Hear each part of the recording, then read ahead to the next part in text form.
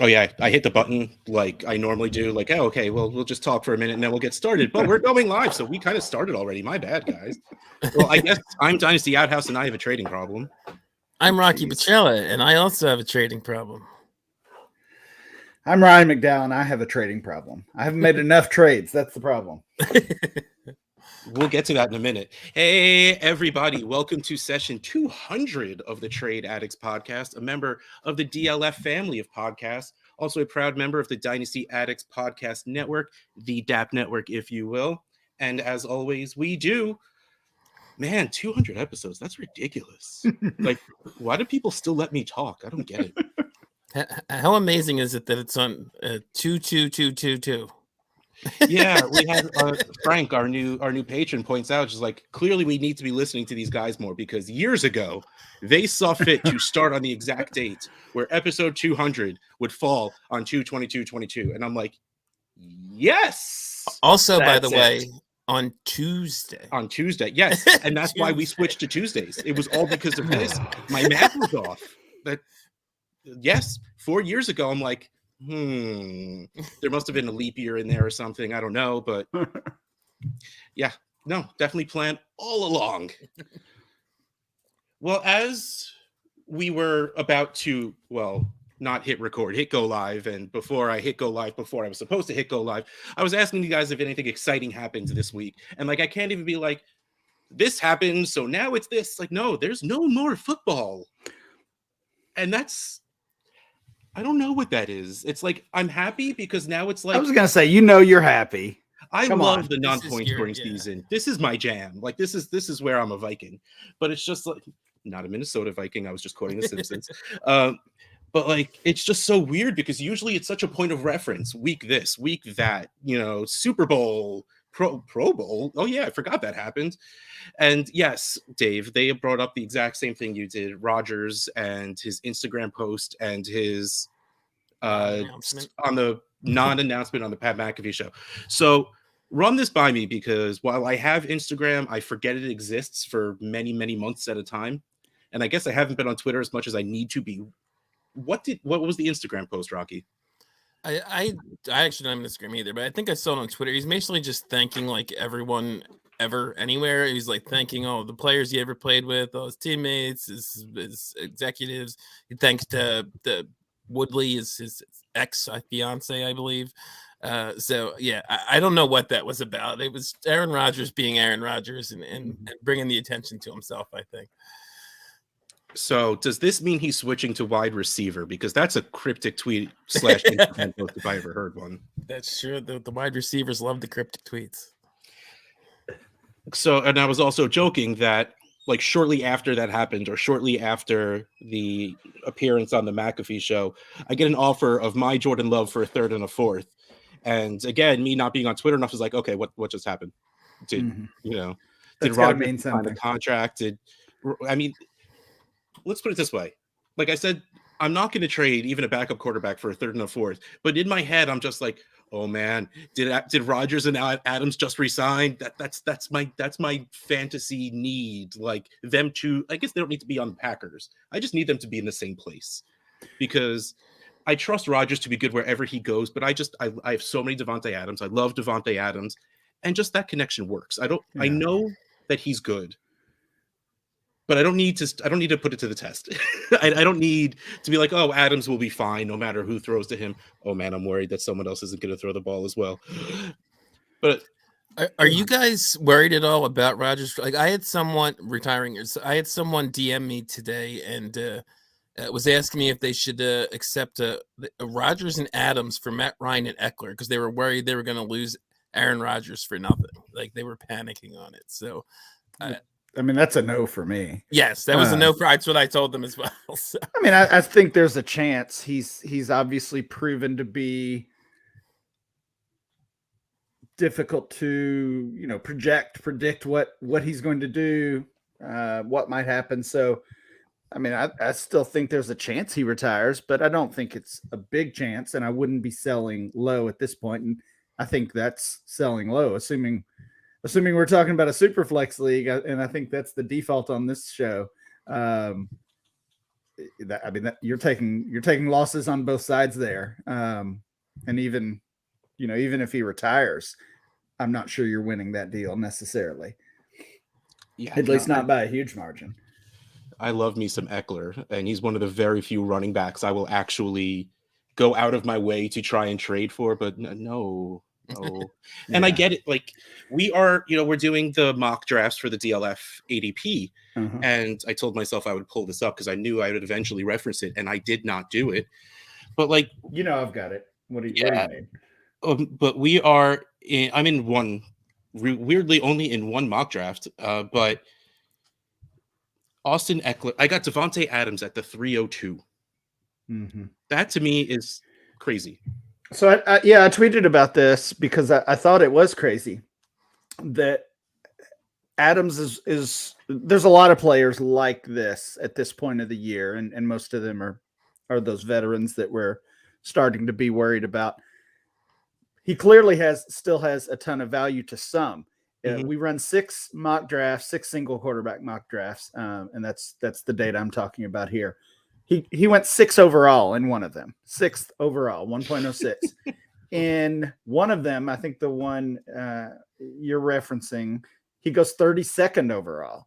And of course, the other 4 were kind of in the middle, and he ends up with a mid-second round ADP. But, just the fact that somebody out there still values him as a top 6 player, and 24 other guys, 12 other guys, folks are not willing to take him as a first, as a top 24 pick, first or second round. His value's all over the place. The same can be said for a lot of these running backs. And I think we're starting to see the decline. If it were me, I would sell him, honestly, which kind of stinks to say because I'm not a Packers fan, but I certainly have enjoyed watching him over the years. But he's 29, and if you can pivot to a younger wide receiver that's going to get close in points, I think you should do that. Russ, I wanted to go back though and ask you about that Jordan Love trade. Okay. If you've got Jordan Love right now, and you do, and I do as well in a couple super flex leagues, what would be the offer that would get you interested? Would it have to be a late first rounder if you're talking draft picks? As of right now, before we know anything with Rodgers. Okay, so here's the thing. Let's pretend he's a starter. In most people's brains, as long as you've been around long enough to listen to John Hogue over and over and over again, any starting quarterback should be worth a first. I think we're past that point, and Rocky's probably part of that reason, getting those old cheap guys. But even if Rodgers goes somewhere else, Jordan Love starts, I really don't think anyone's paying a first for him. I mean, I get it, he's a starter, but he's not great. Well, I said on, I don't know where I said it, somewhere on one of these podcasts I was on over the past few weeks. Yeah, you know how that is, Russ. But somewhere I said Love is actually worth less right now than he was a year ago. Yes. Because this time a year ago, we thought there was a decent chance Rodgers would be gone to a new team. But there was still the unknown of Jordan Love, that we hadn't seen him on the field at all. All we knew was he was a first round NFL draft pick, and we were supposed to like him. Now we've seen him with, what was it, 1 start or 2? I think it was 1 start and some mop up duty, if I remember correctly, but it wasn't good. Nope. So now, even though we're in that same position, Rodgers could move on, Rodgers could retire, whatever. The value is not the same for Jordan Love. Yeah, the right away when you asked me that question, it's funny.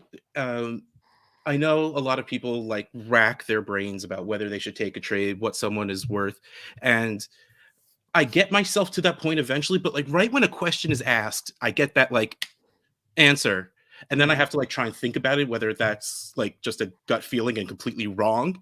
But right away, you said that, I'm early in the mid-second, and I'd probably take it because I don't expect a first from anyone. So give me a decent low end wide receiver too, like mid running back too, and I would probably just be all right. That's fine. If it's someone I could use, I'd be more likely to make that trade instead of holding on to what is either going to be a backup quarterback or just someone I don't want to start anyway. Yeah, I mean, we're doing some of these rookie mock drafts as well. Maybe that's like Jahan Dotson is kind of in that range of this year's class. Carson Strong is falling to the second round, and certainly Desmond Ridder is as well, if not further. So that's kind of the range, or maybe you shoot for the 23 class instead. Oh, give me a 20. If you give me a 23 first, I'll give you more. Like I'll. Well, no, I'm in a second. Yeah. I was about to say, like, I'll submit it for you. You tell me what you need me to do, and I'll get it done. Let's go. I used to say, if you give me that next year's first, I'll pay your trade fees. But yeah, I was just going to agree with you, right? I mean, any early to mid second, especially Ryan asked the question as of right now. I mean, I don't think Rodgers is retiring, and I'm not even sure he's leaving Green Bay. So it's possible Love isn't even a starter for at least another year. So give me the early to mid second, and someone else can sit Jordan Love on their bench. Yeah. Well, and I mean, there's even a possibility of, if Rodgers does force his way out, that he's traded for Drew Lock, or like someone one of these to compete with Love. somebody. I love Drew Lock with Devontae Adams. You know what I mean, though? Like it could be a quarter. There could be a situation where they don't just hand the job to Jordan Love. Is what I'm trying to say. Whether they bring in Jameis Winston, or they trade for one of these low end quarterbacks, or they trade for a first and draft Kenny Pickett or whoever. It's not automatically Love's job, I don't think. Did they switch over? Is their GM that drafted Jordan Love still there? Because I feel like if they draft another quarterback in the first without even really giving Love a shot, like, how is that not a stain on your existence? Yeah. Like, no, I believe it's the same guy. Same guy, yeah. That is good. Gutekunst. I don't know how to say his name, but yeah. I think that's close. Yeah. Close enough. Yeah, Dan and Matt would probably be mad at me, but I think that's it. It was really funny because I was listening to the DLF pod where it was just you and Dan, and you were talking about Devontae Adams, and you even said that you still see him being an end of the first, beginning of the second round pick in startups, and that honestly made me feel good because I do a bunch of shows that talk about trades and stuff like that, and it's always like I still have Adams up there. I still have Adams as you can't put him top 3 anymore. I get it. You have Chase, Jefferson, and most likely Lamb or AJ. Like, there's so many younger players that are still very good that it's hard to put Devontae Adams up there. But he's still really, like, him and Tyreek Hill that everyone is just pushing away. Like, in the Superflex mock I'm on, at the 2-3 turn, I took Hill and Adams and felt great about it. Yeah. You and me, Russ, are much more inclined than Ryan to still keep those guys up there, I think. Yeah, I mean, you can always pivot off those older guys, and the obvious situation is the longer you hold, the older they get, the worse your pivot gets, right? Yeah. I mean, last year you could pivot off DeAndre Hopkins for, I don't know. DJ Moore maybe was a possibility. Maybe they were kind of in the same range. And now Hopkins is like a 5th or 6th rounder instead of a 2nd or 3rd rounder. And, a year later, now we're doing the same thing with Adams. So if you want to hold Adams and get another wide receiver 1 year, which I think he'll probably give you, then you can trade him next year. You're just not getting as much. So it's that constant battle, and this is what we talked about last week, Rocky. It's that constant battle of do I want the value and the hope for the future production, or do I want the current production and figure out the value later? And to me, what you said though is a little bit, that example is a little bit to me sort of the danger of pivoting though. It's like DJ Moore didn't really produce last year, and on that level, didn't make a jump up, and he's, I guess, not fallen too far, but he hasn't really, I think, quite retained the value he had a year ago either. Even so, Right. that's always the danger in doing the pivot down. Well, let me ask you a question. I just pulled up one of the wonderful trade tools in the DLF website, and the trade analyzer has Devontae Adams worth 615.3 and the Superflex 101 worth 625. So Devontae Adams is pretty much worth the 101. What would you guys take in a trade? I know, very team specific, because you have an older vet who's producing points and the 101 who's going to be a rookie, blah, blah, blah. Let's pretend you have a good team. You traded for the 101. You did not earn it. So here, I'm setting your specifics. Would you trade the 101 to go get Devontae Adams? I mean, it's an easy no for me, because I know I can get another player I like more. I probably would. But I'm team Rocky old would guy, trade it so for Derek Carr or something. I like would that. not trade it for Derek. He But beat Derek Carr in a second. Come on. I haven't got too deep into this class yet, but I have started watching the quarterbacks, which the 101 is probably going to be a quarterback in Superflex. And there's no one that I love so much that if I have a contending team that I'd be scared of giving him up for Adams. I don't think any of these guys is like a surefire hit. Well, I mean, the tough thing with these trades, and we all get these trade questions all the time, like, should I trade, the 1.08 for Chris Godwin or something like that? And it's like, well, that's fine. That's a good trade, I think. But you've got to look at either your own wide receiver rankings, your own rankings, ADP, or rankings that you trust from someone, and try to get the guy that's right above Godwin, or try to get the guy that's 5 spots above Godwin. So with a player for pick trade, it's always a tough answer for me, because my mind kind of goes there, like, future first for Keenan Allen. Yeah, that's fair, unless you can get Deontay Johnson for the future first. I want that more. Or if you can get Godwin for the future first, or you can get DJ Moore or Mark Andrews or whatever, like, you've got to exhaust all those possibilities. And some of them are obvious no's. You're not getting JT, you're not getting whoever. But look at the guys that are 5 to 10 spots above that player you're trading for. See if you can get them instead. Good advice from the master. Okay, so I went on the trade analyzer. You can't just look at the rankings where it just lists all the players and their values.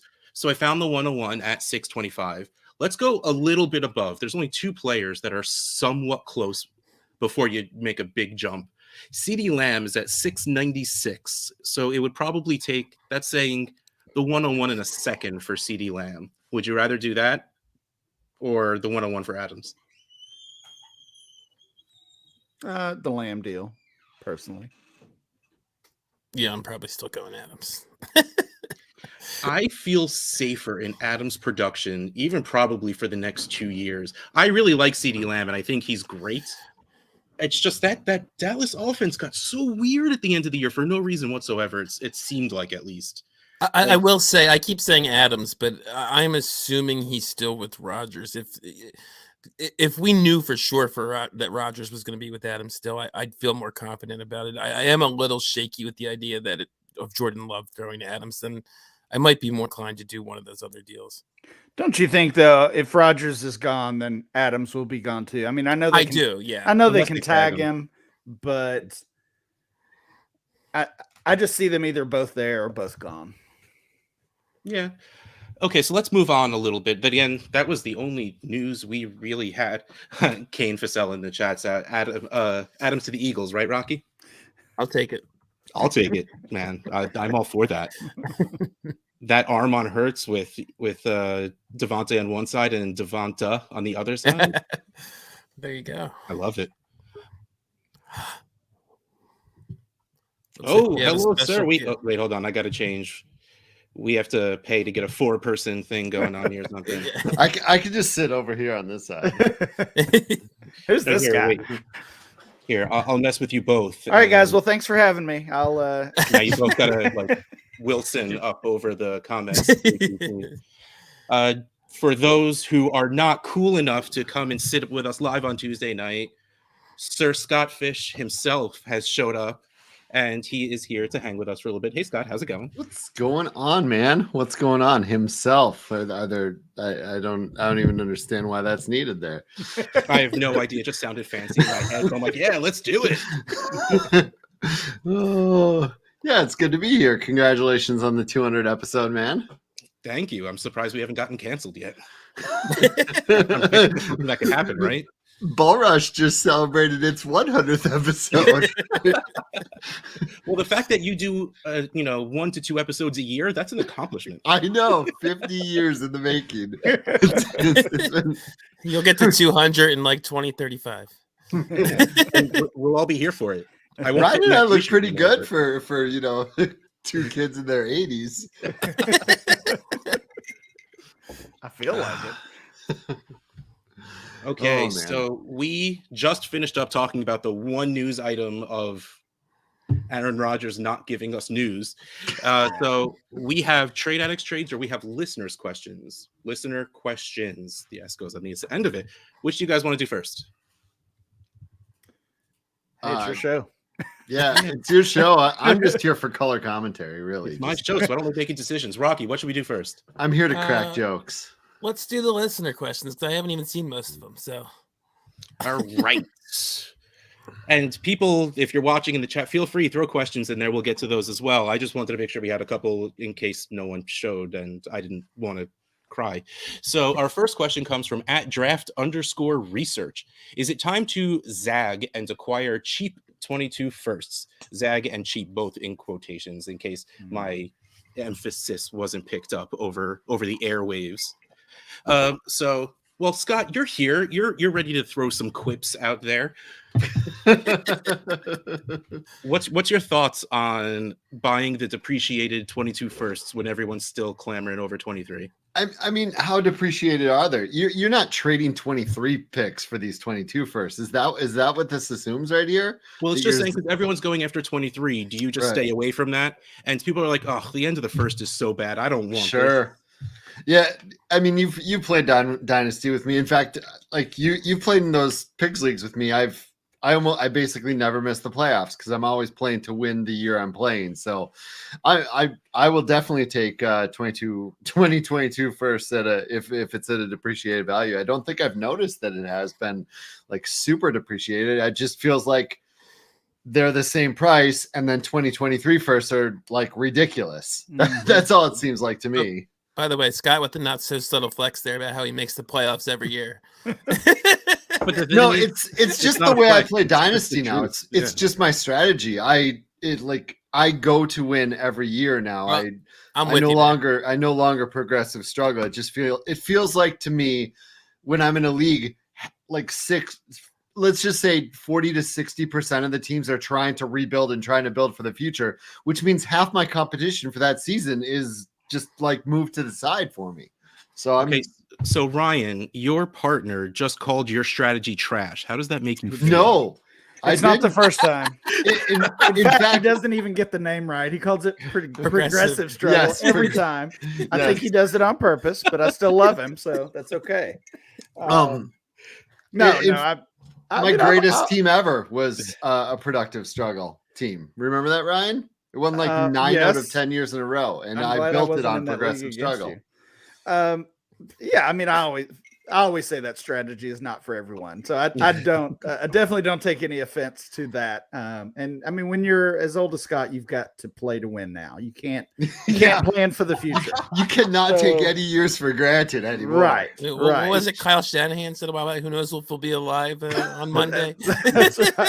That's right. Yeah. Yeah, I forgot the question. 22 picks. I totally agree with Scott here. As much as we seem to be collectively down on the class, and especially the late first, we don't want those picks. I haven't seen, at least in my leagues or the leagues that I kind of track closely, I haven't seen any major discounts either. We're not trading these first rounders for, for Jameis Winston or something like that. So I'm good with buying them if they're cheap. If people are panicking, sure. Exactly what Scott said. I haven't seen that yet. Yeah, I feel like most of the it's wonderful that Chase hit. It's wonderful that CeeDee Lamb did really well. Those guys we have up as those big, tall number one wide receiver in the class. But it does always seem like it's the end of the first guys, beginning of the second guys. Like Justin Jefferson, T. Higgins, and my brain doesn't remember far enough back to go for AJ Cordell Brown, DK Patterson. Metcalf. AJ Brown, yeah. Yeah, it usually does seem like those guys there. And He was the late first. this draft year is the year where that is all wide receivers. Yeah, that is pretty much what it. Again, this is me listening to other people because, man, I'll know when other people tell me what I need to know. But as of now, it's just hearing other people chatter, and I mean that's where I live, is in those nonsense late wide receivers where you just pick the guy you like because there's no ADP because everyone's just picking what they want. So yeah, absolutely. If you do see a discount, maybe not at the price of your 23 picks because man, those are going to be better, but still, absolutely. If you can, like Hunter Renfrow, he should probably get his second for him. But if someone's willing to give you a first, okay, cool. Take it if you can, but don't go out of your way to do it.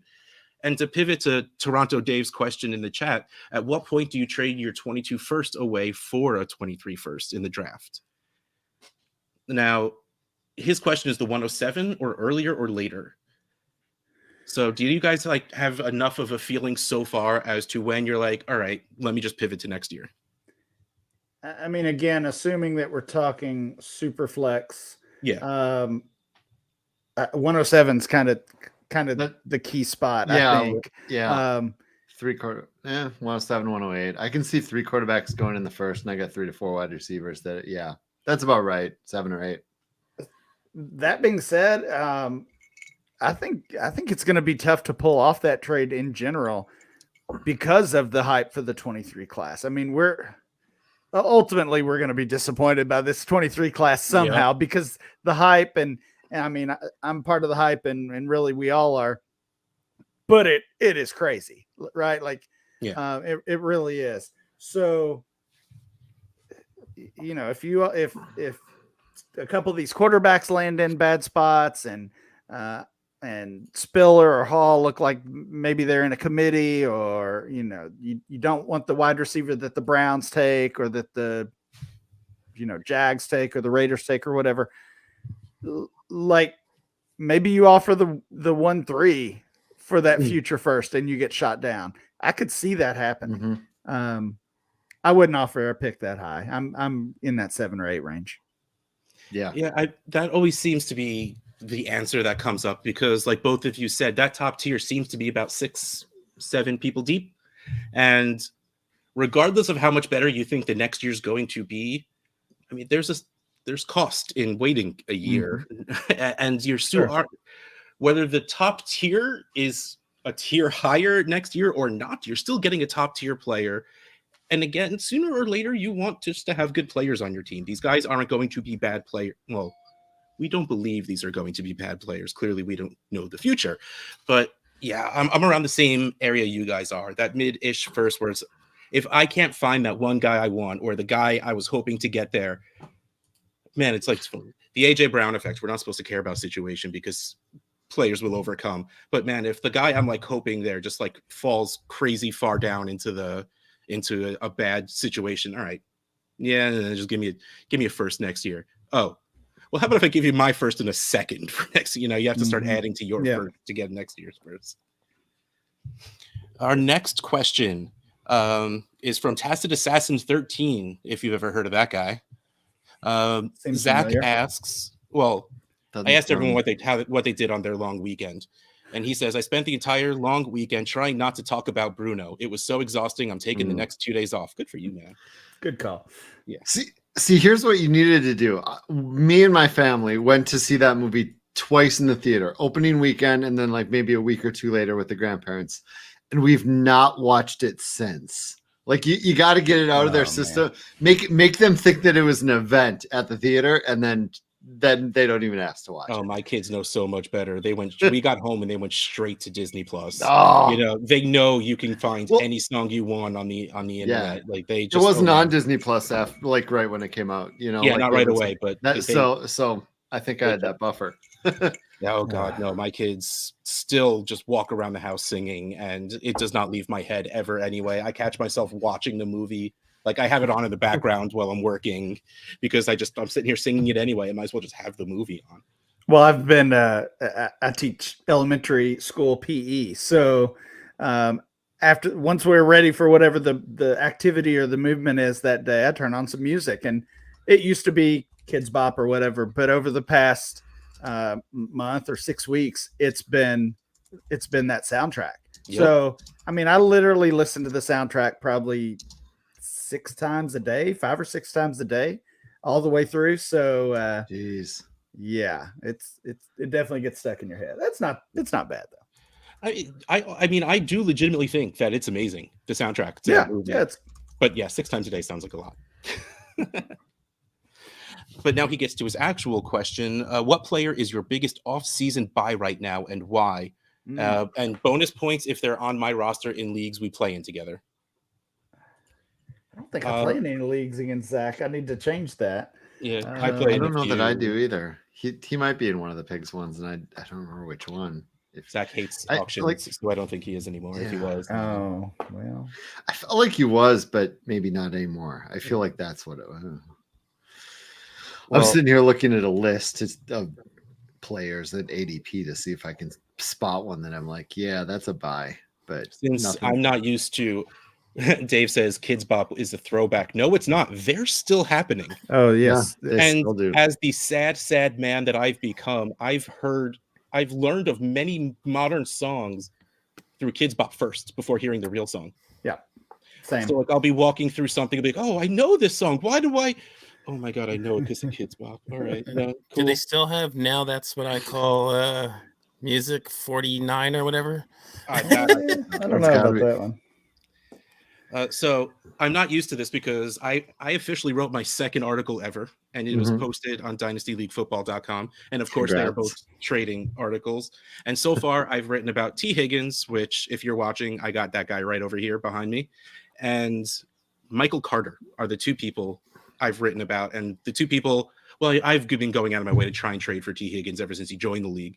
But and I even start the article for Michael Carter saying, I hate trading for running backs, and I hate trading for running backs in the non-point scoring season. It's against my way.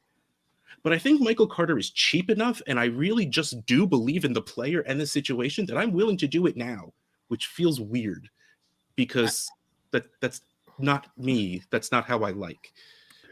I have him in TA3, just saying, Russ. So what's the trade recommendation? What's the price? When I use the DLF Trade Finder, another wonderful app you could use on dynastyleaguefootball.com, he was going for Kadarius Toney, Dawson Knox, like 1-for-1s. Kadarius Toney, Dawson Knox. I saw one trade that was Josh Jacobs for Carter in a second. I mean, I would easily send Jacobs for Carter in a second. Yeah, the Toney hype has been interesting this early off season. Like, I've been doing a few best ball leagues, which is a change for me. But I mean, even his ADP in like those underdog leagues is surprisingly high after the rookie season he had and kind of the state of the Giants. So that trade's pretty fair to me. The Toney for Carter, but yeah, the others I'm definitely with you on.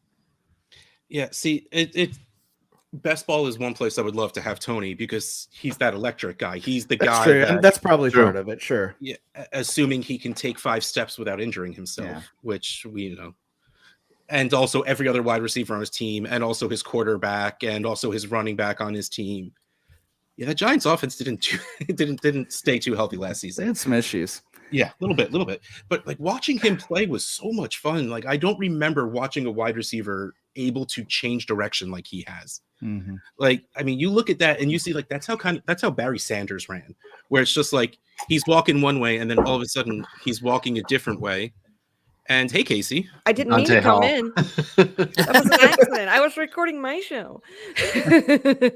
Your last few episodes, well, all your episodes are awesome, but your last few, like every single one of them had something that just really hit me hard. And I'm like, man, I love this show. Thank you. And now you scared This her was an away. Thank you, Scott. accident. This was an accident. Okay, Hi, bye, Russ. Casey. Bye.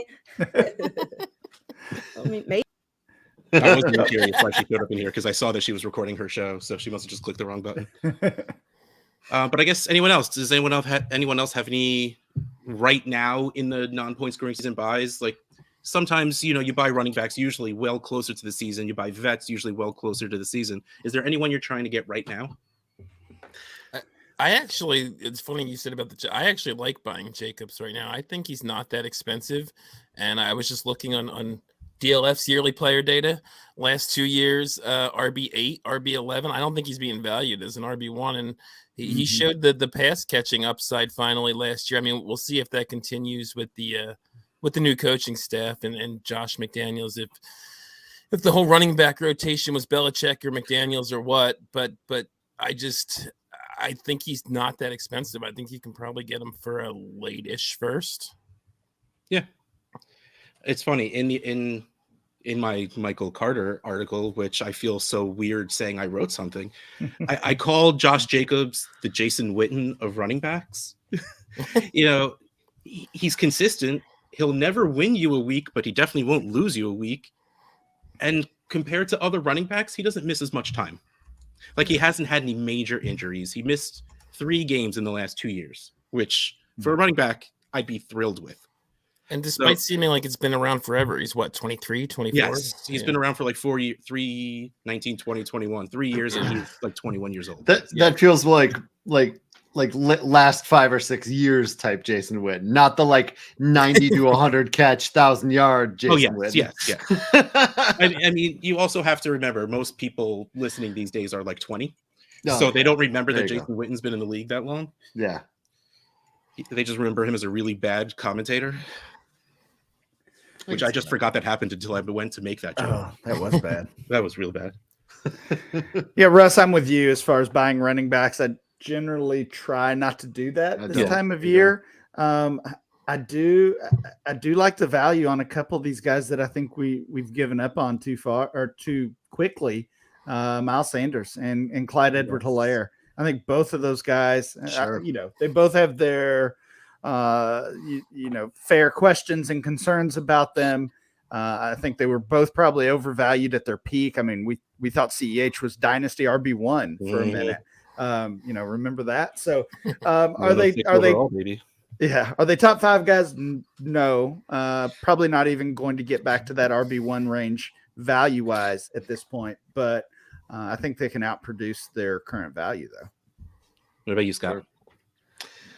I mean, if we're just sticking on the running back front, I think Devin Singletary is a guy that could easily still retain that job next year. He could be like the guy that everybody assumes someone's going to take his job either in the draft or free agency, but who's really out there. And he could very well be the playoff guy and late season guy we've seen, and he's dirt cheap. People don't seem to buy in or believe in him, which is fair. I can see that, but I think he's a guy you could probably get on the cheap right now. And spoiler alert, could pay off. My next article is going to be.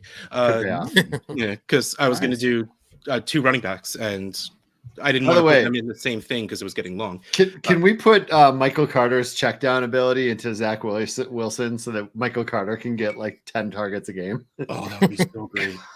Yes. And also about Devin Singletary, I've unfortunately somehow created something called the Outhouse Challenge, which is in your league, someone offers you a trade and then you post it on Twitter. Yep. If the side you're being offered wins the Twitter poll, you accept it. So I had my friend do this in one of our leagues, and I offered the 209 for Devin Singletary just to feel it out. It was Singletary by a lot. Like I wish I had a little bit of an earlier. Like I wish I had like the 205, and I think that would have stood a better chance. But that got just crushed, and I was very surprised by it because maybe it's just because how I think Singletary was like the RB like 3 like at the last 4 weeks of the season. Like he did really well, but it's so easy just to be like, well, Josh Allen's the RB1 on that team anyway. And everyone's like, oh yeah, that's right. Never mind. I don't need Devin Singletary. So I'm right there with you. He's another one of those guys. Even now I would probably be willing to acquire. Yep. And it's funny, we're talking about the depreciate. Are the 2022 picks actually depreciated? Kane Facel in the chat just goes, go the 101 is a buy right now. I agree. It's going to gain value. Yes, and I don't think it's cheap, and correct. that's maybe the assumption that some people make. It's a weak class, so the 101 is cheap. I don't think it'll be cheap, but I think you can. 101's never cheap. Of it. It's right. It's like a guarantee protection against wherever someone gets drafted, whatever happens in the draft. It's a guarantee, so it seems like it's never cheap. I think the best way to acquire it, because if you're talking about a player, you're still giving up a really good player for the 101. Yeah. So I think the best route to go is stack those picks. If you can give the 1-4 and the 112 for the 101, I'm good with something like that. Absolutely. Or if you can get away somehow with how we started with our conversation in the 101, if you can send an old guy, and your goal is to get younger, sending Devontae Adams for the 101, assuming that's something that other person wants to do, would be a great pivot to, even if you don't plan on drafting that one. You could get anything with that pick, even a Devontae Adams. Could even be a boat. If you're lucky. And I want to thank Zach for shouting out my daughter. What's the coolest hand-drawn piece of Harry Potter related art that you have ever received? My daughter drew.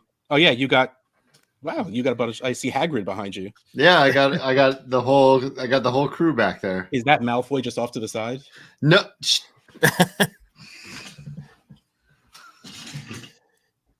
Oh, that's you. Got fish. Yeah, that's Malfoy. Yes. Yes, I couldn't Malfoy hanging with the trophies back there. Oh, and I see the TARDIS behind you. Nice. Yeah, got it. Yeah, Doctor Who on one side and Harry Potter on the other side. I like it. Oh, a weeping angel, that would just terrify me. I know. I love it's the best Blink is the best episode of Doctor Who. I don't care what anybody else says. If you are watching this or listening to this and you have never experienced Doctor Who and you're sick of hearing people talk about it, I've never seen an episode. Find the episode Blink.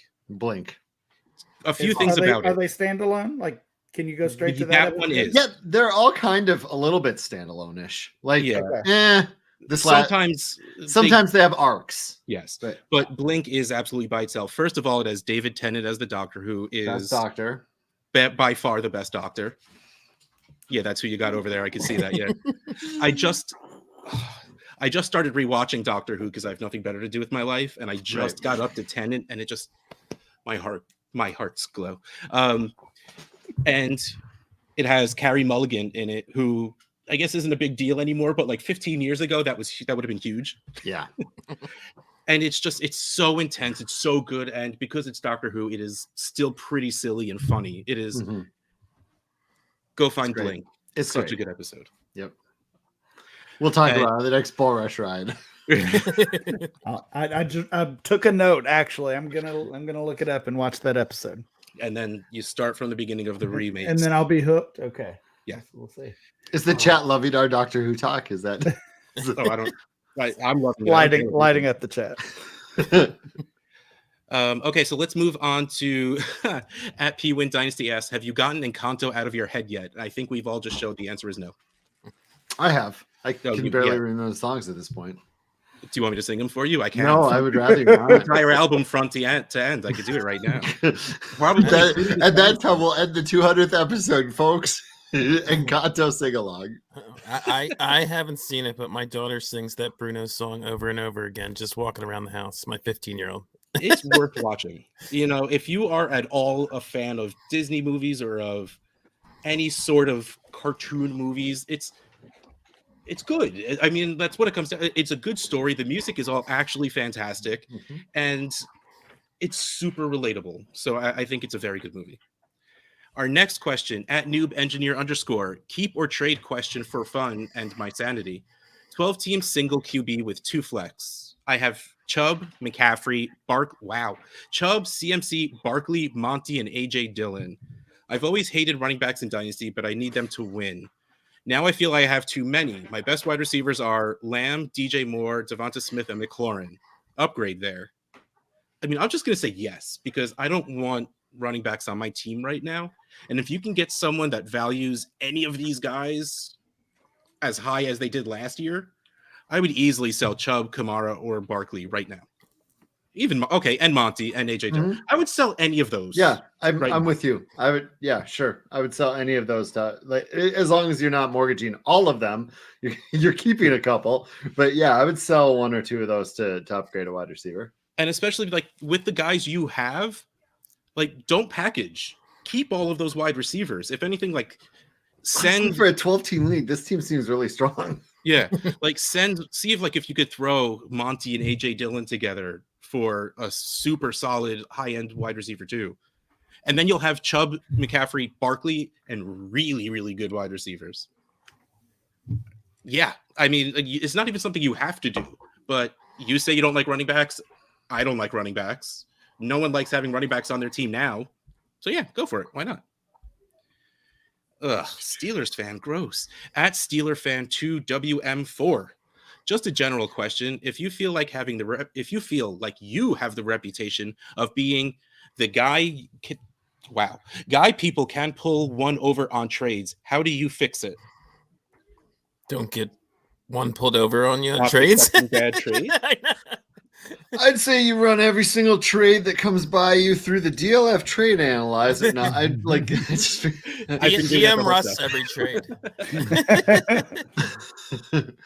Oh man. Well, I mean, unfortunately, it'll fix itself over time as well, as long as you stop doing that and start making, decent trades. Maybe just reject trades for a long time until people counter with something better. And just every trade you offer, make it in like heavily in your favor. Let them reject it, and then just be like, "All right, never mind."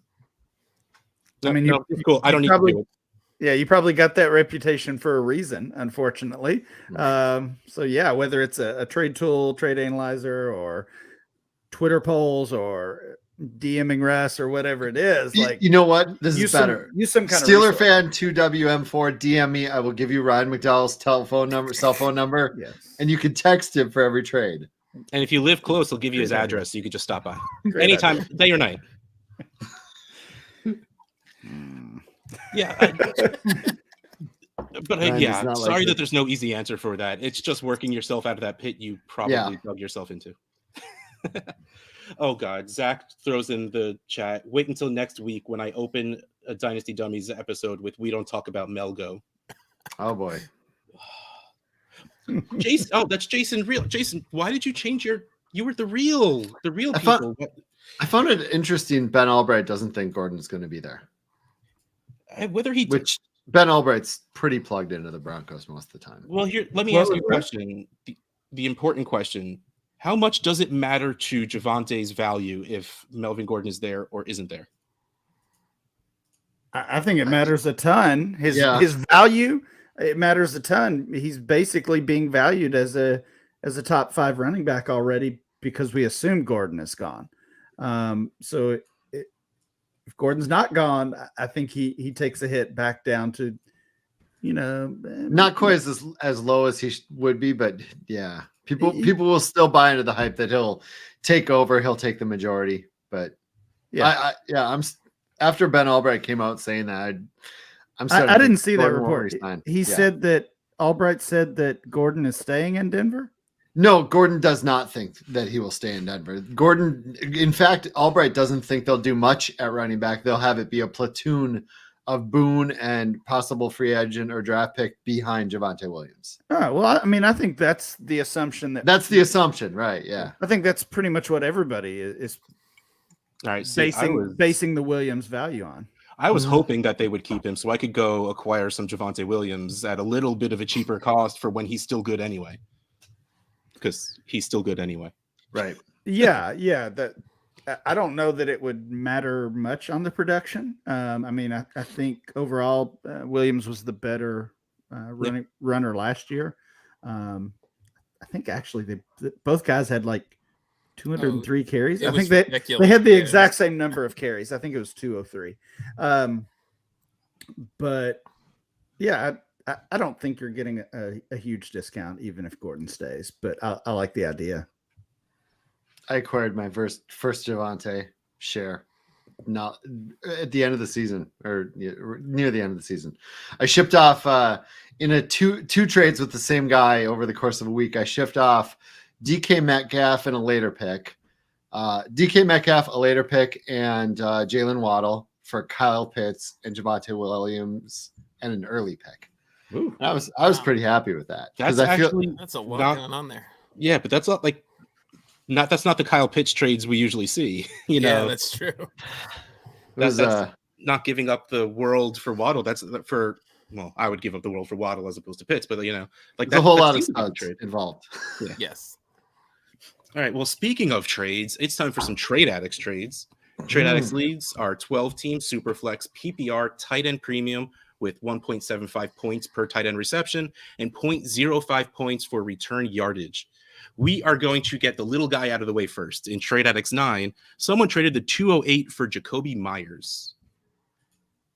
Now, all I did when I saw this trade go through was like, look, I get it. The guy scored his touchdown, so he's going to be a wide receiver 1 now. So go get him for the 208. Good job. But do we, like, the real question is, do you think that the Patriots do anything at wide receiver at this point? Like, are they going to bring in a worthwhile free agent? Are they going to spend draft capital? Like, that doesn't seem like a Patriots thing to do. And if they don't, is Jacoby Meyer worth a roster, like, not just a roster spot? Because, like, he might be startable if that's the case. Do any of you think that Myers walks into a place where he could be startable? Walks into, as far as, I mean, he's restricted, so I think he stays in New England. I think New England has to do something at wide receiver, whether, I mean, not necessarily a first rounder or spending on one of the top free agents, but they've got to add pieces. Mm-hmm. And I mean, maybe part of it is the whole touchdown narrative, or maybe it's just that offense in general. I don't see the upside with Myers. He's a fun player to root for, but I'd probably gamble on the 208 again, especially. I feel like last year was his ceiling. Like, maybe he scores a few more touchdowns, but as far as target share, receptions, yards, etc., like how consistent he was. He didn't have to battle a whole lot of competition most of the year. Like, I feel like last year, add a few touchdowns was about his ceiling. So I think I'd probably rather have the upside of the pick. Like, yeah, I'm with Ryan and Scott. I'd rather take the dart throw of the 208, and maybe it hits bigger than Jacoby Myers. You can get Jacoby Myers production all over the place. So I've been talking to Peter Howard too much. I hear his voice in the back of my head saying, "Don't you dismiss Kendrick Bourne like that?" And I'm not going to try and do his accent, but you know. Well, TA9 Ryan says you guys are the same person. So yes, that is very fair. Not you, Ryan, another Ryan. Bourne was running too much out of the backfield to deal with to ruin the receptions that. Okay, so now we're going to start from the top, where in Trade Addicts 3, we had a very interesting trade of Stephon Diggs for Saquon Barkley. I stared at this for a while, and I still have Saquon being Saquon in my head, and I'm understanding that Diggs is dipping. You know, Diggs was great when he went over to Buffalo. Then this past year, he still did really, really well, but he wasn't what he was the year before. So what is the upside of the two of them? I think they're, again, this is in my head. I still think Saquon can walk onto the field and be Saquon Barkley again. Yeah. I said on probably a couple shows in the past month that I'm fairly certain. I'm not fairly certain, but I would place money on the idea that Saquon Barkley has a top 5 RB fantasy RB year within the next few years. Whether it be on the Giants this year or one of the his skill set's just too good not to be able to, possibly put that together. I just feel like that's probably coming, but I still think I'd probably take Diggs on this one. I think I'd take Diggs too. I'd probably lean towards receiver, especially at this point in the offseason. It's not like Saquon's super young. But also, I was just looking at we don't have the February yet. You guys might have access to that. I don't. The January Superflex ADP, Saquon is 36 and Diggs is 34. So good trade there, guys. Yeah, right, spot on. It makes you think. It's not a slam dunk for either side. Yeah, all I could really talk about is the one I'm in. Man, Saquon went at the 402. That's just kind of. I got him at the Diggs went at the 503 startup. Yeah. Yeah, I don't have Superflex data, the new data in front of me. In single quarterback though, there's like 5 spots separating them, with Diggs going higher. Both of them are third rounders in single quarterbacks. So you think, fourth rounders or maybe even fifth in super flex. I would take Diggs as well. Yeah, and I'm sure that's the right answer, but yes, the answer is Diggs, but man, just the idea of Saquon and being able to have that Saquon season on my team would just make me happy. It's got to be coming. I think he's gone like he's only top 60 yards like once in the last 2 years, like 2 years worth of games. Not like it's ridiculous. Yeah, and hopefully now they have creativity in their offense. Yeah, and not Jake Fromm in their offense. Like it's hard to get worse from how things went towards the end of last year. Yeah. Next, we have Trade Addicts 7, where this was not me, but Michael Carter and the 308 for Noah Fant. Like, this is super easily Michael Carter. Are they tight end premium or not? Yes, 0.75. 1.7, yeah. 1.75. I like closer. Fant. I do. I think I'd rather have the Carter side, but it makes it a lot closer. Like I can see either, depending on roster construction of the two teams, I can see it either way. Yeah, like before you got on, Scott, I was talking about trades I saw for Michael Carter, and one of them was like Dawson Knox straight up for Michael Carter. And I mean, Dawson Knox might as well be Noah Fant, right? They're that tier of tight ends right below the really good tight ends where you feel fine starting them every week, but they're not those top guys. We still really haven't seen Okwebanon like take over a major, like keeps getting hurt. He's not like, if he starts to take over some major snaps, I mean, Fant might really drop. And I'm also curious what that offense will look like if they do get a real, like, imagine if Aaron Rodgers goes to Denver, or Russell Wilson said one of the teams he would waive his no trade clause for is Denver. Like, imagine that. Like, what would that team look like with a real quarterback? We have no idea, because whoever's there can it's only already going to be a different offense. Because we haven't seen a quarterback that can use more than one wide receiver at a time on that team since they've had multiple good pass catchers. I mean, they've had Sutton, Judy, and Fant at least, plus Alberto, like you said, for 2-3 years at this point. And between Drew Lock and Teddy Bridgewater and whoever was there, they ended up starting like a wide receiver at quarterback at one point. Like, like there was no one that could actually run a full offense. So I think that makes me even lower on Noah Fant if they do bring in someone that's a straight up actual quarterback. But honestly, they're probably bringing in Jimmy Garoppolo to be a game manager so their defense can win them games. And if that's the case, I'm not thrilled by Fant.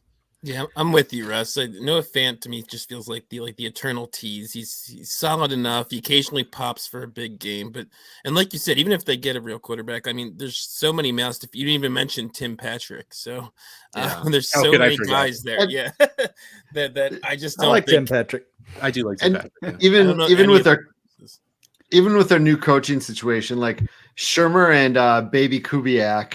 Like they don't really use, even though Shermer used to be a tight ends coach back in the day, like they don't seem to use tight ends in their offense, at least with like the Vikings, and they didn't really utilize Evan Ingram for the Giants. And like, I remember Shermer going to Minnesota and then like the community just being like, this is Kyle Rudolph time, baby. This is going to happen now. And then like Visanti Shanko went crazy. Oh, wow. There's a pull. Yeah. The Vikings always do that. Like every year it's like, all right, McKinnon, it's time for McKinnon. It's time for, why is Matt Asiata running the ball? What's going on? Like they refuse to let the players we want to score points actually have the ball. Ugh. Sorry. Shermer. That's why I'll apologize on behalf. Like, it's a normal me thing to do, but how did I get on Matt Asiata right now? But all right, Shermer, I remember the connection. The next trade we have was an interesting one. J.K. Dobbins for the 112, 113, and Terrace Marshall. And just a reminder, everyone listening, while it's a 12-team league, we do the 113 as a prize for the toilet bowl. So that's where this pick came from. It's a good idea. I wonder where I heard it from. Yeah, it's crazy. What kind of crazy genius figured that one out? Out of that one. Definitely not the same guy where I stole the idea for second chance dispersals from. Yeah. No. That guy. I would so easily pay this for J.K. Dobbins.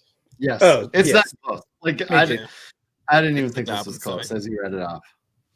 Oh, and real quick, again, Kane is in the chat saying that darn toilet bowl. He has told me when he joined the league, he told me, he's like, look, I hate this. If I win the toilet bowl, I'm going to get that 113. I'm going to hold on to it. I'm going to time out and never make that pick. Oh boy. And he's like, no. And before I even could type, and he's like, no, I will not trade it away either. I'm like, okay. I mean, stand by your beliefs, man. That's fine. Cool. Have an All right, auto pick you're for him. scaring me right now. It was just so funny to be that opposed to it. But yeah, like we have had talks where J.K. Dobbins or the 101, and it was a strong discussion.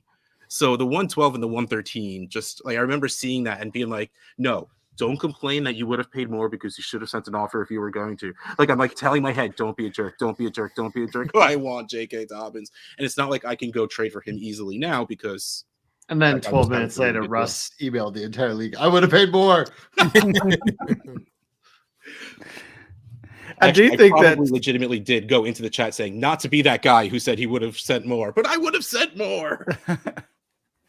I was talking earlier about trying to stack up those picks to move up. That may not always be possible. I do think the rookie picks are going to gain value once we see players at the combine and once we know landing spots and draft capital and everything. But this type of trade where you're acquiring that player who some of the community might be unsure about now with the injury and the PPR upside or lack thereof. That's an even better move. I don't think you can trade 12 and 13 for 101 right now. So instead you trade it for a player being drafted higher than the 101. Yeah. Mm-hmm.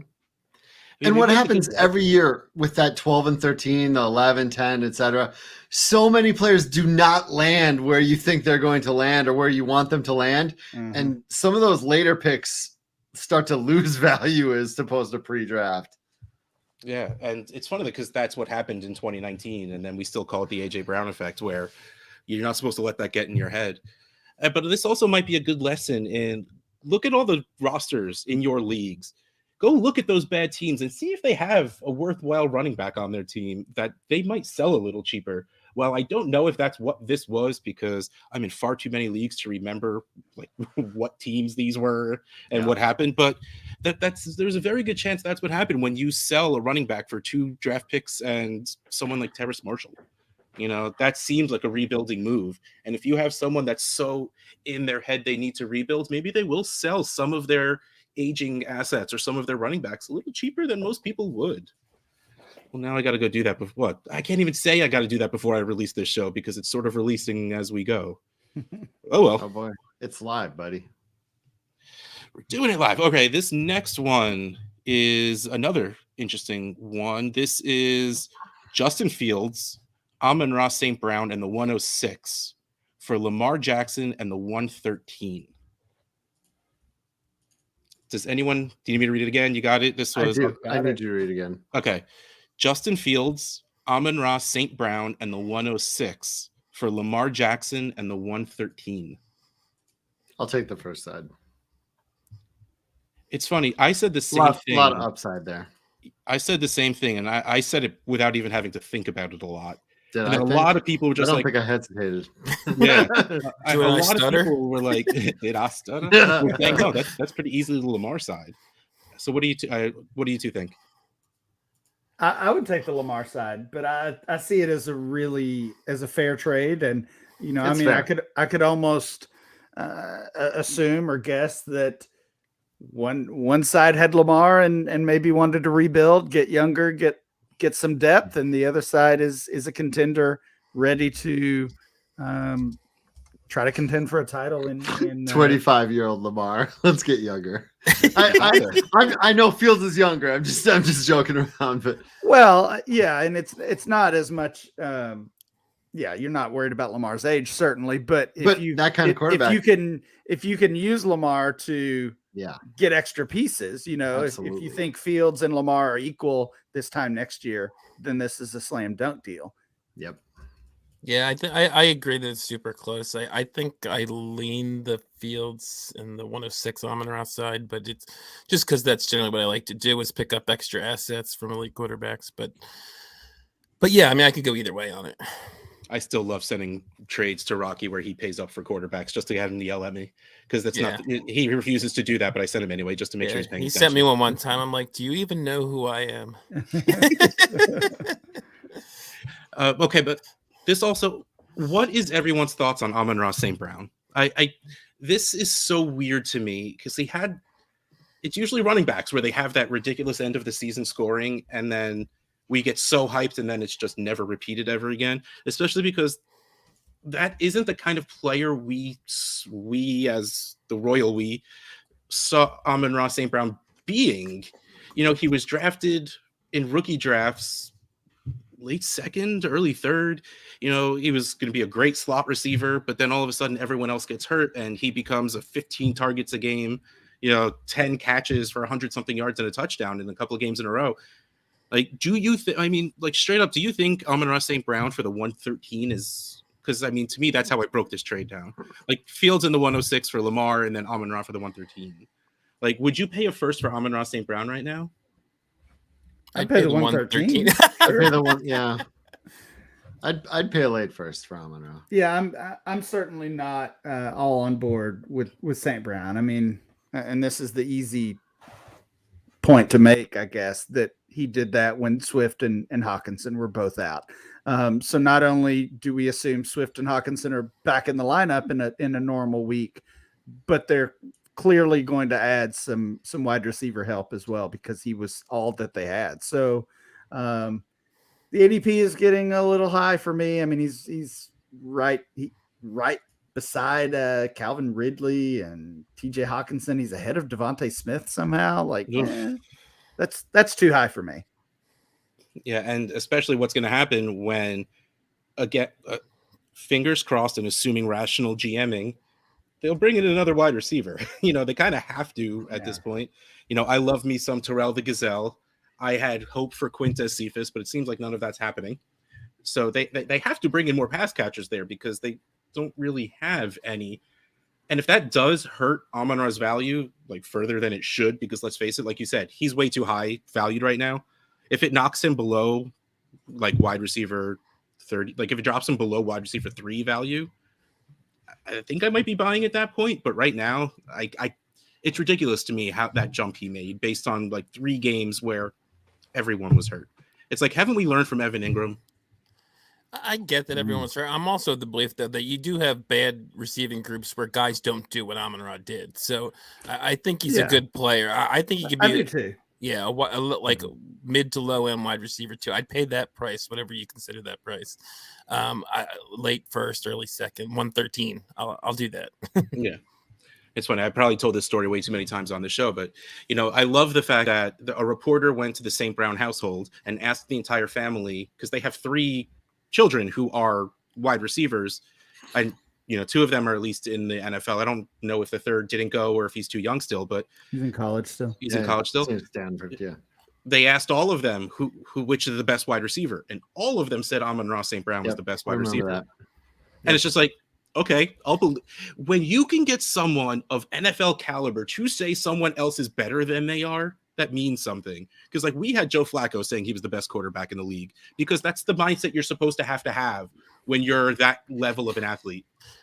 Well, now I'm curious. You guys said the other one's in college. It's Equanimous and Amon-Ra. What's the third brother's name? I think it's like Osiris or something like that. It's another Egyptian name. Yeah. It's Osiris. It is not Paul. It'd be hilarious if it was. In fact, Paul. I think he's like 22 or 23 now at Stanford. Like he's old. Like he's not. He's not NFL. He won't be in the league. Yeah. Well, he'll do great running the St. Paul Insurance Company or he's car dealership. He's the third Manning brother. Cooper. Hey, he's a very successful accountant. Yeah. Cooper's doing okay for himself.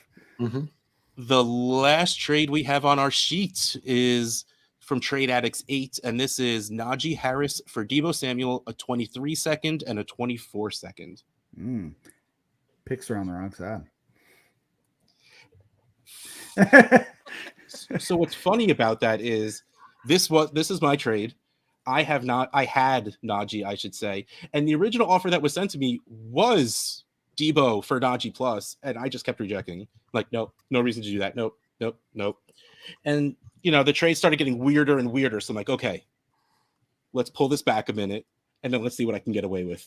Yeah. Because he seems to want Najee, so let's throw a trade. So he didn't have any wide receivers I wanted. So I was looking for someone like of that Amon-Ra level. I'm like, okay, cool. Does he have like a 23? No, he doesn't have a 23 first. Does he have a 22? The 406. I don't want that. All right, well, 23 second, 24 second. Let's see what happens. He accepted it really fast. So I'm like, all right, cool. That's fine. But wait, do you believe that Debo should be worth more than Najee Harris right now? I mean, I've got Debo ranked higher than Najee yeah. Harris. I mean, I also know what the community says, and I mean, I see ADP and I see completed trades. So, do you have to pay, Najee plus to get Debo? No, clearly you don't. I mean, you didn't, or the other way around. You didn't give that up. So I'd rather have Debo than Harris and a small piece, a second rounder or something.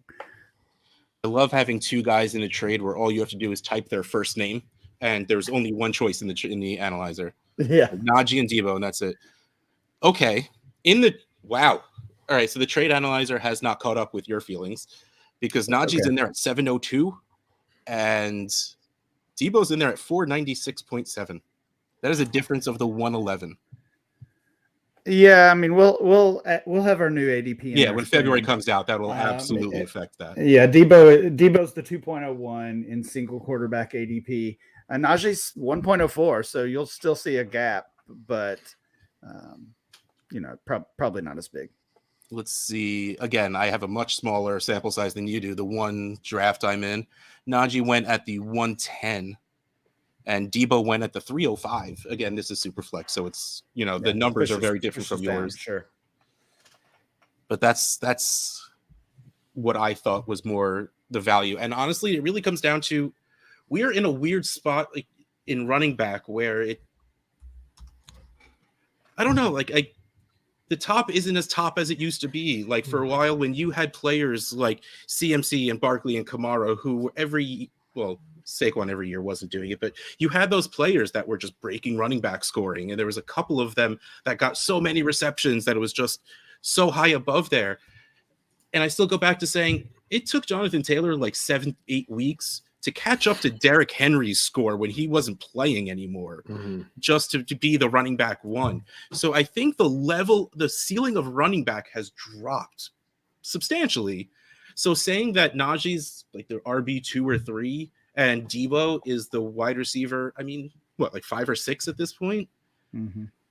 Like maybe that's closer than it used to be, because the RB3 used to be the equivalent of the wide receiver 1 or 2, just because so many running backs would get taken before wide receivers. Yeah, well, I mean, Jonathan Taylor's the only running back I'm taking in the first round. Certainly in a super flex league, but even in a 1 quarterback league. I mean, it's like JT and Pitts and 10 wide receivers. That's what it would be for me. That makes me happy. So, and Debo would be one of those. Yes, Debo absolutely top 10. Did you answer the trade? Your feelings on the trade, Rocky? I don't remember you anymore. Thanks, Russ. I got Ryan and Scott here. What do I need you for? Yeah, I'm just letting the smart guys talk. But no, I'm with everybody else. I take with the picks, it makes it a no-brainer for me. I'm more of a running back guy than I think all three of you, but I'd still take Debo with the picks thrown in there. Yeah, give me Debo on the picks. Yeah. All right. Well, I don't know if anyone has anything they want to talk about or if anyone has any questions or anything, but we, weirdly got through our show sheet pretty quickly as compared to what we normally do. Well, I do, Russ. Okay. I know you didn't want to make a big deal of 200, but I did want to acknowledge it before the end here. First of all, I thought it'd be fun to give a little blast from the past here.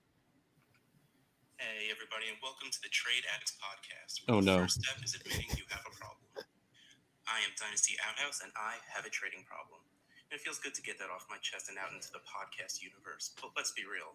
If you know me, play in a league with me, or I've read even just 2 posts of mine on Twitter. That's not news to you.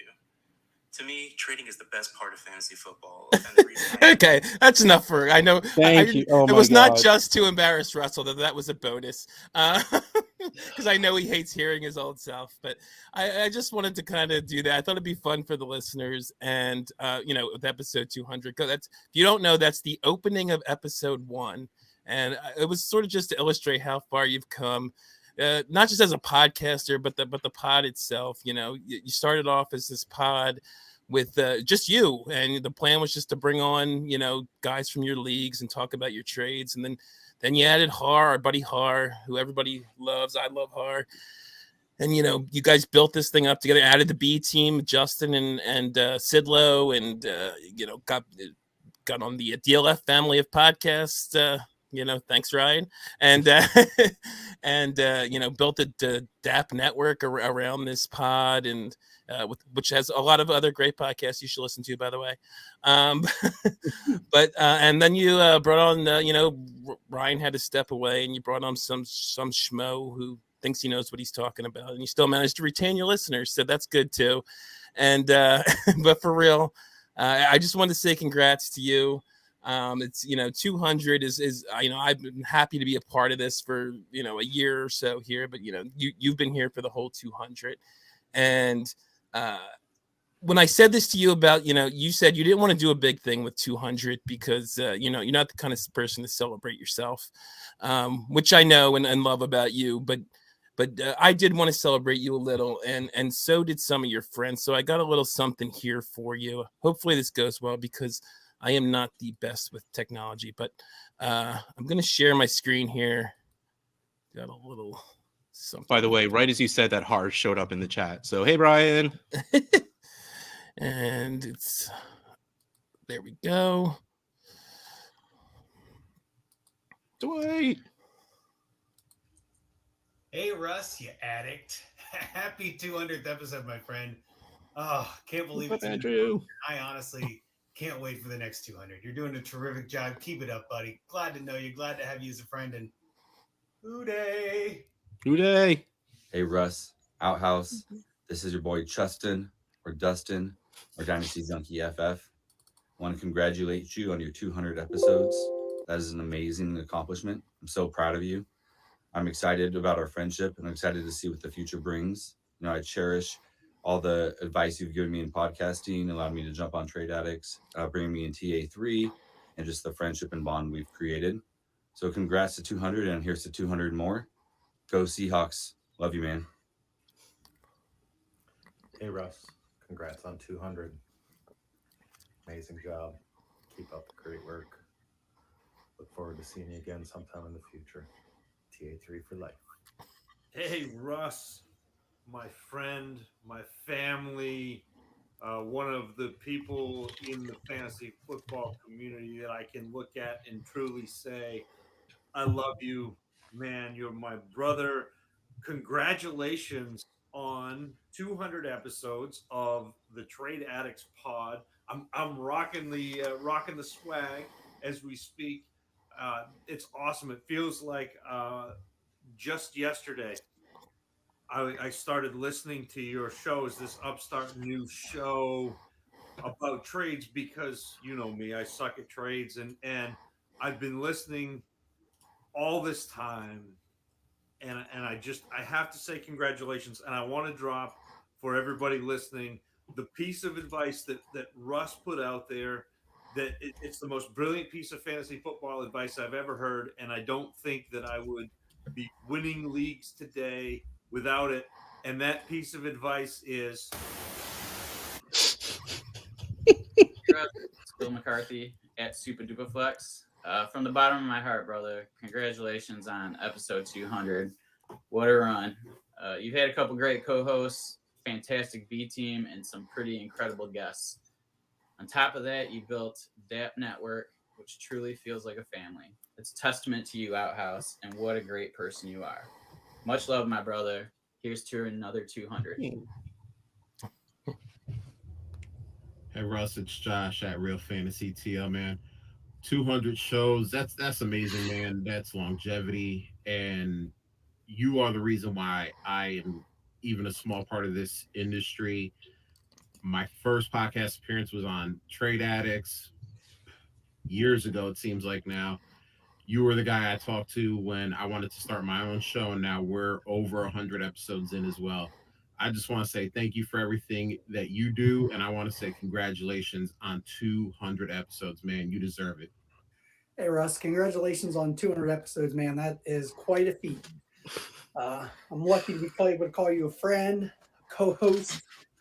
Even though I don't get a co-host on Trade Addicts, you know, I get to work with you on plenty of other podcasts. So congratulations, man. 200 episodes. That is awesome. Can't wait for 200 more. Dynasty Outhouse. Holy shit. Episodes. Larry Monkey here, man. Just wanted to have an opportunity to congratulate you on this great milestone. What you guys have been doing for the last 200 episodes with Har and now Rocky, and you've been carrying the torch, pumping out that content. Trade Addicts, man, you're one of the greats, and appreciate you. Help me get Dynasty Hot Sauce off the ground. I'll never forget that. And hopefully we can join forces again sometimes, and maybe this summer have you and the fam over for a little barbecue, a little swim, and we'll tear it up a little bit. All right, man. Have a good one, and again, congratulations on 200 episodes. Hey, Russ, just wanted to drop in and say a huge congrats on 200 episodes. Thanks for letting me be a small part of it along the way, and I can't wait to get on another pod with you soon. And this time, I expect you to be on time. Have a good one. 200 episodes. Wow, man. For just about anyone, I would say, that's quite an accomplishment. But considering you have 67 other podcasts, that really is saying something. I'll never forget the first time I heard Dynasty Outhouse on Trade Addicts podcast. And man, I was hooked. And then joined the Patreon and then hosting and that whole rabbit hole. So you can really say that Dynasty Outhouse is a gateway drug. So Russ, thanks for everything, man. 200 down, 200 more to go. Congrats, buddy. Russ, 200 episodes, man. Like that is insane. I can honestly not even fathom doing something for that long as amazing as you have already in the Trade Addicts podcast. And I'm so excited for 200 more. Like, I want to say that we should get you like a plaque or some sort of thing to like hang up on your wall behind you to commemorate 200 episodes of the podcast. But I mean, come on, we both know that you're not going to hang that thing up in your studio back there behind you. But dude, congratulations on 200 episodes. That is absolutely amazing. I'll talk to you on Wednesday. Hey, Russ, Rocky, and the whole Trade Addicts crew. I just want to say congratulations and thank you very much for the 200 episodes of amazing content. I hope to listen to 200 more plus. Keep on going. Really appreciate it. Russ, if you could drop me a line and let me know how you keep consistently burning out co-hosts and then finding others that are willing to do all the work. I have a friend who would also be interested in that information. But no, you guys are awesome. I really appreciate it. And thanks very much. Hey, Shane Manila. And Shane is the worst. What can I say about Russ? Russ is obviously loves trading. In case you didn't know, he coined and invented the phrase non-point scoring season, which is one of the most intelligent and coolest terms that I've heard made in the last entirety of my life. As a person, Russ is one of my close friends. I love the guy. He's a great dude.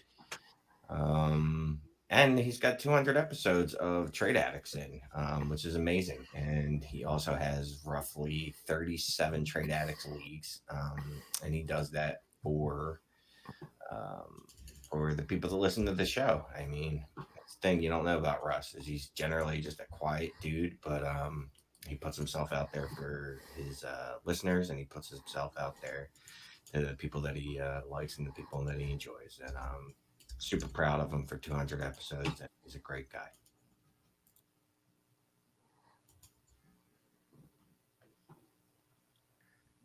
Hey, it's Kate Fasel.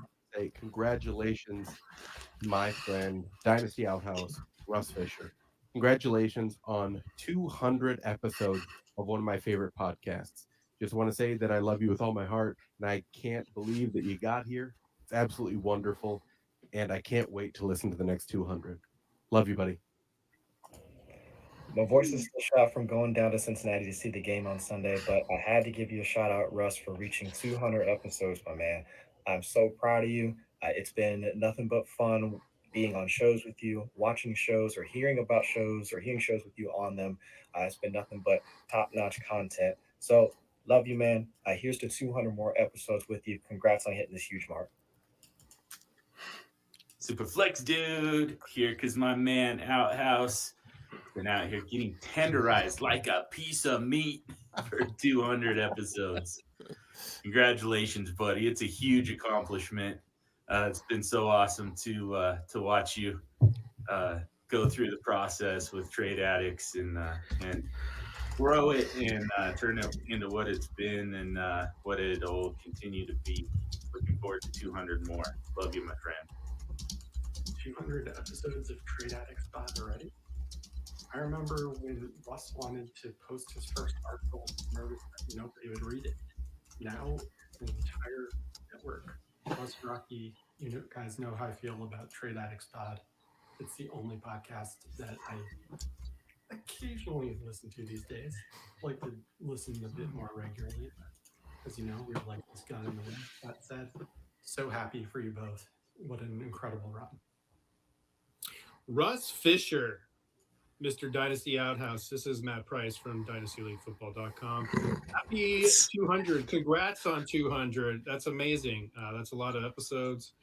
It's been great getting to know you as a friend, as a co-host, as a co-writer, as a co-manager. A lot of co's. It's been great giving you all of my money for football cards lately. Congrats, man. I hope I'm here to say congratulations when you hit 400. Hey, Outhouse, it's Run DFF. Wishing you congratulations on 200 episodes of the Trade Addicts podcast. Word on the street is you wanted to keep this low key. And, that's fine and all, but not for your friends. We think this deserves to be a much bigger deal. You've inspired countless people to pick up a mic and make a podcast. Get on with you. And that's awesome. But even more so, you've inspired us to be better people in the fantasy community, to be welcoming and friendly to those that wanted to join. And for that, I'm thankful and grateful. I'll keep this short and sweet because I know there's a bunch of people that want to say thanks and congratulations tonight. But you know what? Again, congratulations on 200 episodes. And I look forward to 200 more. Way to go, man. Hey, Russ, it's Casey Kasem, and I'm really bad at making videos, and I'm really bad at communicating how I feel. But how I feel right now is awesome. And the reason I feel awesome is because Rocky told me 200 episodes are here right now. And I'm so excited for you. And I'm so happy to have been a part of the journey. And I'm so happy to know you, my BFF in the fantasy football world. All the help that you've given me with my podcast and everything else means the world to me. And I cannot wait to see you at the expo, if not sooner. So congratulations again. And it's awesome. Just enjoy it. Trade Addicts fam, what up? It's your boy J Mike, Rocky, Russ. Happy 200th episode. It's amazing to be able to see you guys continue to rock it out. Rocky's come aboard, amplified the whole thing going on, so it's awesome to see you rocking it. Russ, I'm grateful to be able to do life with you, call you a brother. I love you dearly.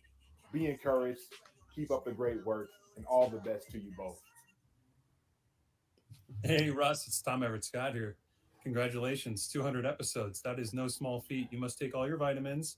I'm proud of you. You must keep up with your cardio. Very well done. Thanks for all the Dynasty advice over the past year, and keep it up. Let's go. 300, 400, 500. Who knows? The ceiling is high. Hey, Russ. It's your former co-host of the Trade Addicts podcast, Brian Haar. I'm just wanted to get on here for a second and wish you congratulations on episode number 200 of the Trade Addicts podcast.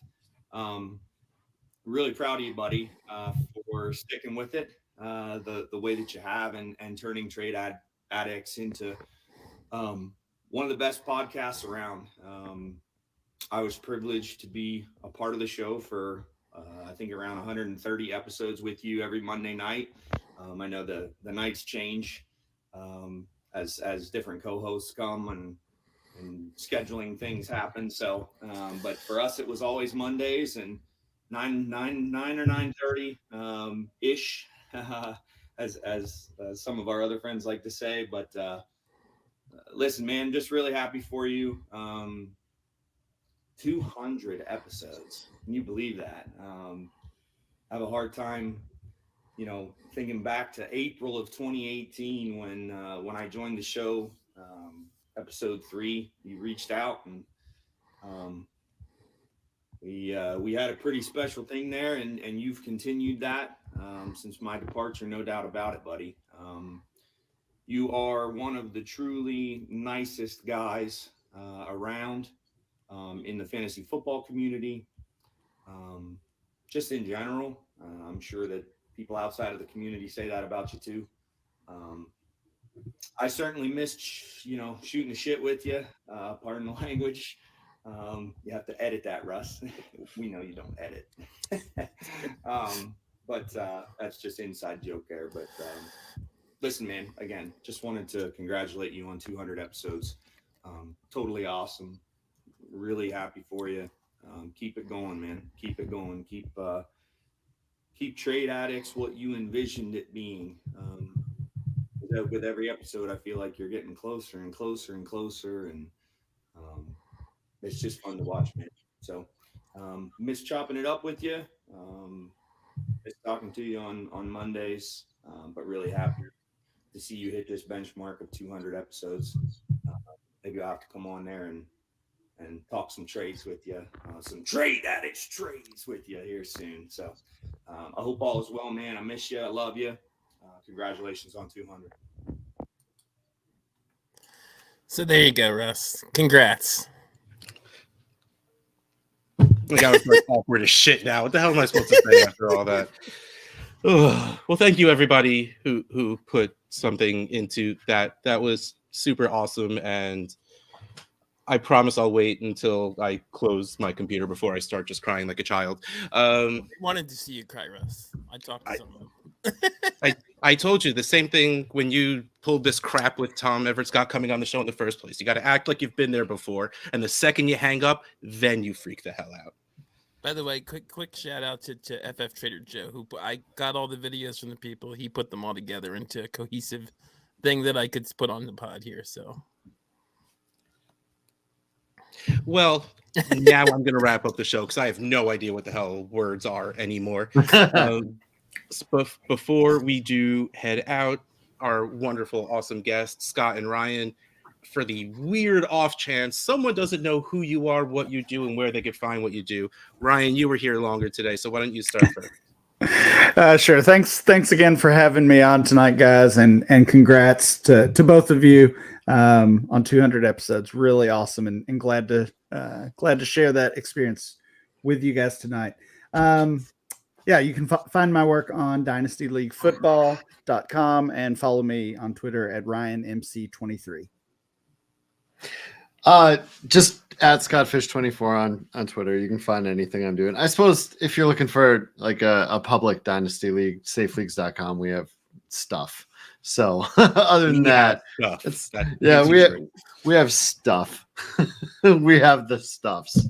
All right. But that's really it. Just ScottFish24 on Twitter. You can follow whatever I'm doing there. All right. Well, what do I have? Patreon.com/TradeAddictsPod. If you had fun watching and jumping in the chat and talking, you could do that every week with us. Also, we have the awesome group me chat, the Cool Kids Club, you can be part of. And then there's ffpodshirts.storenvy.com, where we have all t-shirts, mugs, stickers from not just our podcast, but all the other podcasts on the DAP network and everyone else who's just too lazy to make their own stuff. All our SFB11 stuff, certain that guy right there. And every single penny that comes in for all of that stuff goes straight to Fantasy Cares. So go get yourself some cool stuff. Donate whatever comes in, goes straight to charity. So you get some stuff, other people get some stuff, everybody gets stuff. Happy times. I guess on that note, good night. I don't know, man. Like, you're gonna spring something else on me, Rocky? No, that's it. That's it for this week, anyway. This week, anyway. All right. Night, Love you, everybody. Russ.